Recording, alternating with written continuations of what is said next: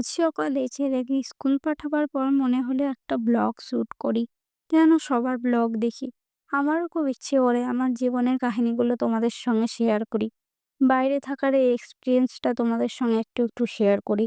কিন্তু আমার না ভয় হয়, আমি কি পারবো?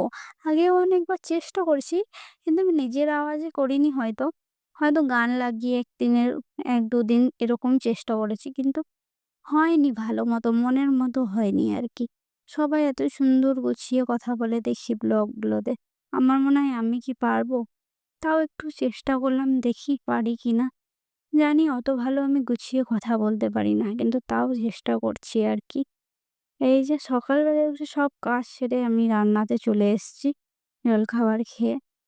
কিন্তু সারাদিনের এইরকম ভাবেই কেটে যায়।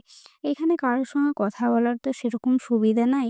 আর নিজের বাংলা ভাষার কথা তো আলাদাই হয়। হ্যাঁ, অনেক ভাবীরা আছে। কিন্তু ওই হিন্দি না মনের মতো হয় না। নিজের বাংলা ভাষার সঙ্গে নিজের মাতৃত্বর সঙ্গে যে টানটা, সেই টানটা না এখানে পায় না। কিন্তু তবুও অনেক বছর কেটে গেছে। তাই ভাবলাম আমার জীবনের এই ছোট, ছোট এক্সপেরিয়েন্স গুলো তোমাদের সঙ্গে একটু করে শেয়ার করে নেব। তাই আজকের এই ব্লগটা শুট করলাম। কেমন হয়েছে অবশ্যই জানায়ও। তো রান্নাবান্নার সাথে আমি একাই খেতে বসে যাই। কারণ আমার হাসব্যান্ডের খাবার খেতে আসতে, আসতে অনেক দেরি হয়ে যায়। আর ছেলে তো স্কুল চলে গিয়েছে। ওরও আসতে মোটামুটি বিকেল হয়ে যায়।